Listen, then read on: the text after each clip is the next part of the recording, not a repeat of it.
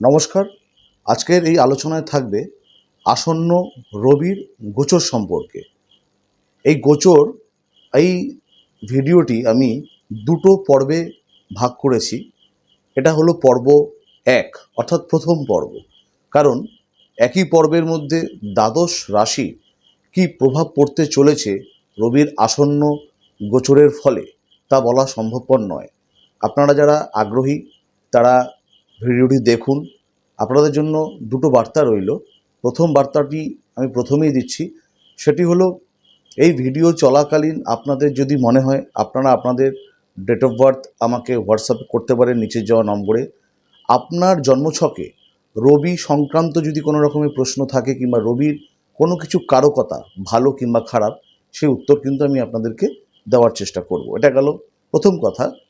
এবারে যেটা আসি, দ্বিতীয় কথা হলো যে আমরা প্রত্যেকটা মুহূর্ত কিন্তু গ্রহ নক্ষত্র দ্বারা আমরা পরিচালিত। এটা আমি বহুদিন ধরে কিন্তু বলে আসছি। কারণ রাজ্যের উত্তর প্রান্তে যদি আমাদের কোনো মিত্রজন থাকে, প্রিয়জন থাকে, কোনো প্রাকৃতিক নিয়মে কিন্তু আমি তাদের কোনো খবর কিংবা তাদের কোনো সুখ দুঃখের দ্বারা আমি কিন্তু কোনোভাবে প্রভাবিত হব না। আবার ঠিক উত্তর প্রান্ত, দক্ষিণ প্রান্ত কিংবা পৃথিবীর যেই প্রান্তেই আমাদের যে কোনো বন্ধুজন প্রিয়জন থাকুক না কেন, তাদের দুঃখ কষ্ট কোনোভাবেই কিন্তু আমরা প্রভাবিত হতে পারবো না যদি না আমরা কোনো খবর পাই। কিন্তু মানুষ, প্রত্যেকটি মানুষ কিন্তু গ্রহ নক্ষত্র দ্বারা প্রভাবিত। মহাজাগতিক ক্ষেত্রফল থেকে তারা যেই ধরনের আচরণগুলো আমাদেরকে দিচ্ছে, তাদের যেই বিভিন্ন রকমের কার্যকারিতা, সেগুলো কিন্তু আমরা প্রত্যক্ষভাবে কিন্তু পাচ্ছি। কেননা রবি থেকে পৃথিবীর দূরত্ব কিন্তু প্রায় 15 লক্ষ কিলোমিটার। মাত্র সূর্য থেকে আমরা যে আলো পাই, পৃথিবীর বুকে সে আলো আসে মাত্র 8 মিনিট 26 সেকেন্ড কিছু ন্যানো সেকেন্ডে। তাই বলি, গ্রহ কিংবা নক্ষত্র এদের দ্বারাই কিন্তু আমরা যতই অগ্রাহ্য করি না কেন আমরা কিন্তু পরিচালিত। যাই হোক, আসবো মূল বিষয়ে।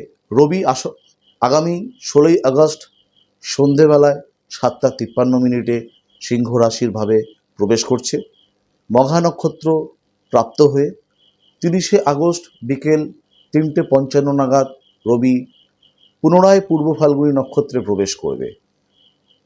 অতএব আগামী প্রায় দীর্ঘ 1 মাস যাবৎ রবি কিন্তু সিংহ রাশির ভাবে প্রবেশ করতে চলেছে, থাকবে।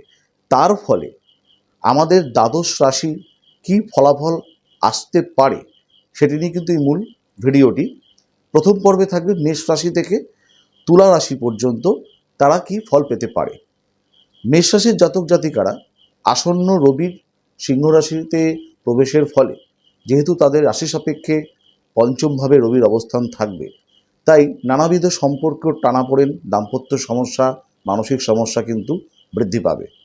বৃষ রাশির সাপেক্ষে রবি যেহেতু চতুর্থভাবে অবস্থান করবে, মাতৃস্থানীয়া তাদের শারীরিক অবনতি ঘটতে পারে। কোনো রকমের বাড়ি ঘর কিংবা বাস্তু, অফিস কাছারিতে কোনো সমস্যা তৈরি হতে পারে। বন্ধুদের সাথে যাদের সাথে একটা মিলন ছিল তাদের সাথে কিন্তু হঠাৎ করে একটা সম্পর্কের অবনতি ঘটতে পারে। বন্ধু কিন্তু শত্রুতে পরিণত হতে পারে। মিথুন রাশির সাপেক্ষে রবি যেহেতু তৃতীয়ভাবে অবস্থান করছে, মিথুন রাশির যে সকল জাতক জাতিকারা আছেন, রবির ফলাফল কিন্তু আপনারা আগামী 1 মাস অত্যন্ত শুভ পাবেন। বিভিন্ন ধরনের প্রাপ্তি, ঐশ্বর্য লাভ, সম্পত্তি প্রাপ্তি, বিভিন্ন ধরনের কর্ম লাভ কিংবা সুসম্পর্ক লাভ, মানুষের ভালোবাসা, মান সম্মান প্রভৃতি কিন্তু আপনারা পাচ্ছেন। কর্কট রাশির সাপেক্ষে রবি যেহেতু দ্বিতীয়ভাবে অবস্থান করছে, আপনাদের কিন্তু নানাবিধ অর্থনাশ, চিকিৎসা ক্ষেত্রে অর্থনাশ হতে পারে। বিভিন্ন ক্ষেত্রে কিন্তু আপনাদের অর্থের জায়গা নেতিবাচক হতে পারে। তাই যে কোনো ধরনের আর্থিক লেনদেন করবার পূর্বে কিন্তু অবশ্যই সাবধানতা অবলম্বন করার প্রয়োজন আছে। সিংহ রাশির যে সকল জাতক জাতিকারা আছেন তাদের শারীরিক কিছু ত্রুটি বিচ্যুতি ঘটতে পারে, চোট আঘাতের সম্ভাবনা বাড়তে পারে এবং কিছু ক্ষেত্রে কিন্তু আপনাদের যেহেতু রক্তপাতজনিত সমস্যা ইন্ডিকেট করে রবি দ্বারা, যেহেতু রবি আপনাদেরকে অনেক সময় হঠকারিতার সিদ্ধান্ত দিতে পারে সিংহ রাশির জাতক জাতিকাদের জন্য। যারা কন্যা রাশির জাতক জাতিকারা আছেন, রবি যেহেতু আপনাদের রাশির দ্বাদশভাবে অবস্থান করবে আগামী 1 মাস, ভ্রমণ সংক্রান্ত বিষয়ে কিন্তু সাবধানতা অবলম্বন করার প্রয়োজন আছে। বিশেষ তীর্থক্ষেত্রে ভ্রমণ কিংবা দূরপথে ভ্রমণ একেবারেই করা চলবে না। জলপথে কোনোভাবে ভ্রমণ করবেন না। আপনারা অবশ্যই কিন্তু যে কোনো ধরনের বৈদ্যুতিক যন্ত্র থেকে কিন্তু কিংবা বৈদ্যুতিক মাধ্যম থেকে সাবধানতা অবলম্বন করবেন এবং যে কোনো ধরনের অগ্নি সংযোগ কিংবা অগ্নি বিষয়ক যে কোনো বিষয় থেকে কিন্তু সাবধানতা আপনারা অবলম্বন করবেন।